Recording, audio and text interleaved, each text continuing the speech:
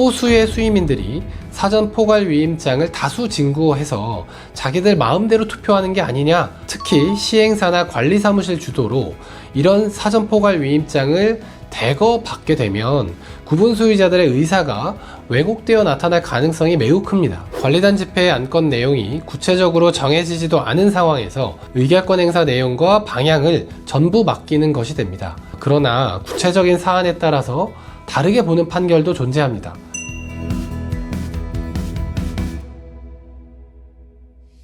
안녕하세요, 이현조 변호사입니다.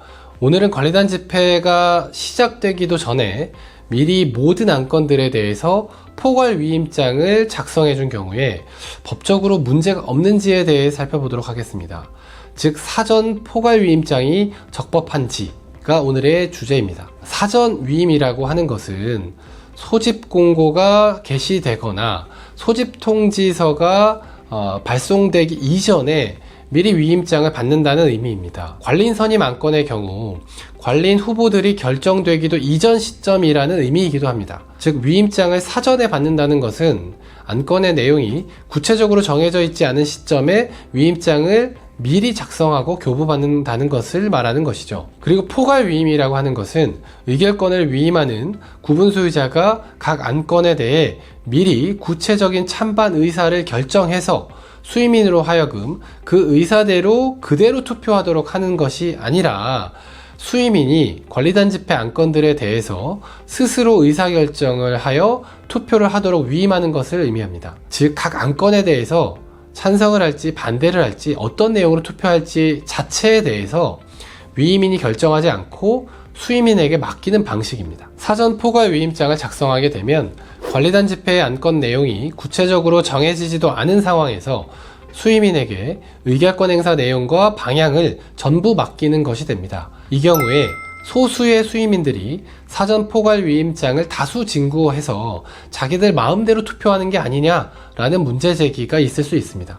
실제로 실무에서 이런 문제 제기가 굉장히 많습니다. 특히 시행사나 관리사무실 주도로 이런 사전 포괄 위임장을 대거 받게 되면 구분 소유자들의 의사가 왜곡되어 나타날 가능성이 매우 큽니다. 그러면 이런 사전 포괄 위임장에 대해 법원이 어떻게 판단을 하는지 살펴보도록 하겠습니다. 우리 집합건물법 38조 제2항에 따라 의결권 행사를 위임해서 대리 행사를 할 수 있는데, 이 경우에 의결권의 행사를 구체적이고 개별적인 사항에 국한하여 위임해야 한다고 해석할 근거가 없고, 오히려 다수 구분 소유자로 이루어진 집합건물의 관리가 원활하게 이루어질 수 있도록 하기 위해서는 관리단의 구성 운영을 위한 의결권의 포괄 위임이 필요한 측면도 있다. 그리고 의결권을 위임한 구분 소유자도 수의민이 그 위임한 의결권을 행사하기 전까지 언제든지 위임을 자유롭게 처리할 수 있기 때문에 의결권의 포괄적 위임을 허용하더라도 구분 소유자의 이익 편익을 해하게 된다고 볼 수도 없다.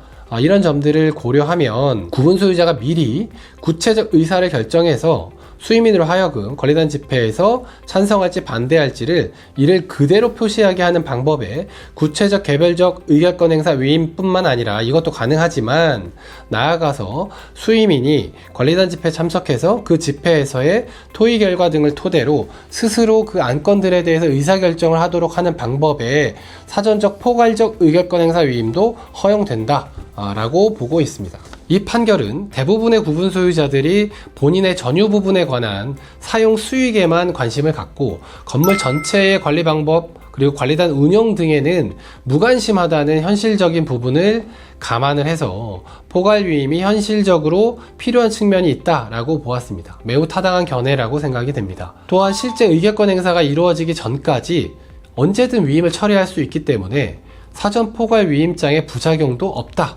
이렇게 보았는데 이것도 타당한 근거라고 생각합니다. 앞서 보신 것이 우리 법원의 일반적인 태도입니다. 위임에 관해서 우리 대법원은 사전적 포괄적으로 위임하는 것이 가능하다라고 보고 있기 때문에 법원이 사전 포괄 위임장을 허용하는 태도를 취할 수밖에 없기는 합니다. 그러나 구체적인 사안에 따라서 다르게 보는 판결도 존재합니다. 구체적인 사실관계와 증거관계를 검토한 결과 구분 소유자들의 의결권 위임의 의사가 왜곡된 것으로 판단될 경우에는 이러한 사전 포괄 위임장이 그 효력이 부정될 수도 있습니다. 그렇기 때문에 일관되게 법원이 어떻게 본다 라고 단정 짓지 마시고 분쟁이 발생하면 그 전후 사정과 종합적인 사실관계를 면밀히 검토하고 증거관계를 면밀히 수집을 해서 이 쟁점에 대한 대응 방향을 결정하시는 게 좋을 것 같습니다. 오늘은 사전 포괄 위임장에 대한 법적 효력에 대해서 살펴보았습니다. 감사합니다.